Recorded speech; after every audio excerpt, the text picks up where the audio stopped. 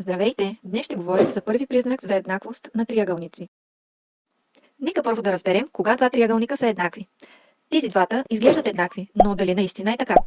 За да бъдат два триъгълника еднакви, трябва всички страни и ъгли от единия триъгълник да бъдат съответно равни на всички страни и ъгли от другия триъгълник. Това може да проверим с линия и транспортир. Но пък дали няма и по-лесен начин? Разбира се, че има. Това са признаците за еднаквост на триъгълниците. В това видео ще разгледаме първи признак за еднаквост на триъгълници.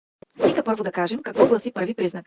Два триъгълника са еднакви, ако две страни и ъгъл между тях от единия триъгълник са съответно равни на две страни и ъгъл между тях от другия триъгълник. Нека разгледаме отново триъгълниците.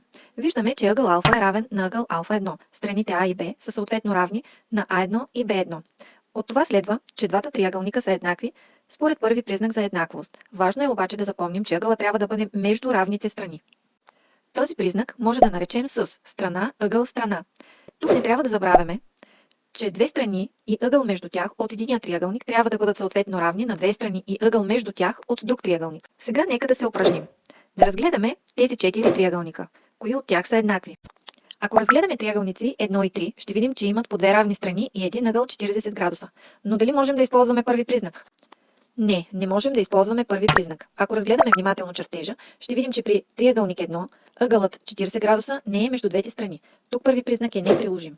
Сега нека да разгледаме триъгълници 3 и 4. Дали тук може да използваме първи признак? Отговорът е да. Сега вие отговорете защо. А какво мислите за втория триъгълник? Той еднакъв ли е с някой от другите триъгълници?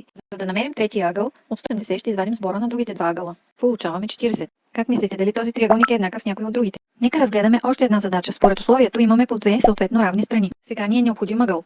Виждаме, че триъгълниците са образувани от пресичането на две прави. Тогава ъглите при точка О са връхни и съответно равни. Следователно, двата триъгълника са еднакви според първи признак. Вече се запознахме с първи признак. Не забравяйте да научите дефиницията наизуст. Довиждане!